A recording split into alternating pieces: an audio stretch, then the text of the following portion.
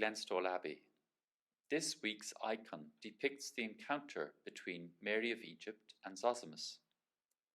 Mary was a 5th century saint, whose popularity led to accounts of her life being written. She was especially popular in the East, but also in the West among Irish monks, both in Ireland and on the continent.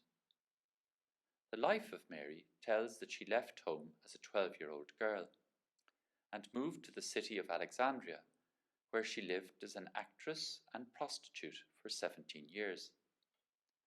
At the age of 29, she joined a pilgrimage to Jerusalem for the Feast of the Exaltation of the Cross, paying for her passage by offering herself to the sailors.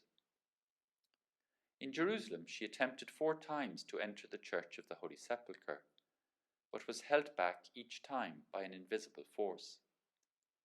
Finally, Mary prayed before an icon of the Blessed Virgin and was told she could enter on the promise that she reform her life.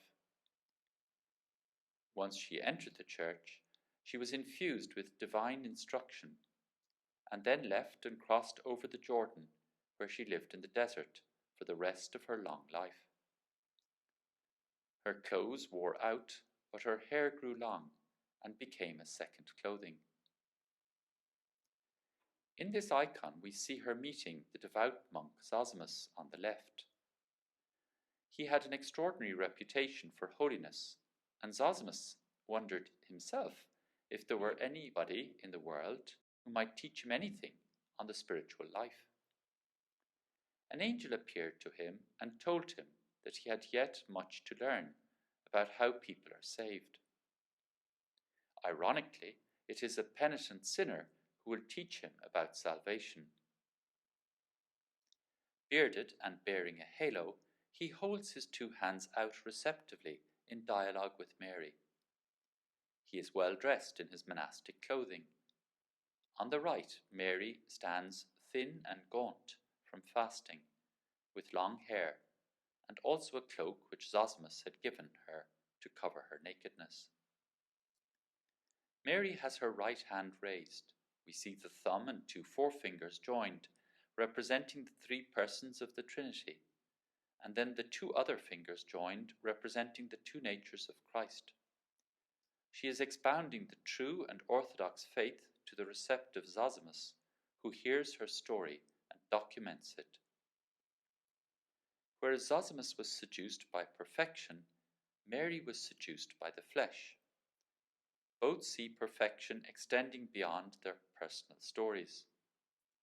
They are complementary figures who are illustrations to viewers of the icon of how holiness can pierce through false pride on the one hand and through a life of abandon on the other. Interestingly, however, it is the greater sinner who instructs the lesser sinner, recalling the words of Christ.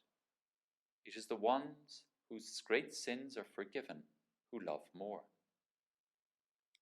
Penitent sinners are not to be excluded, but to be welcomed and heard.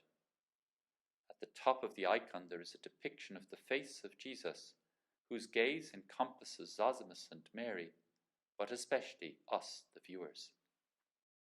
Oh, come, bless the Lord, all you who serve the Lord, who stand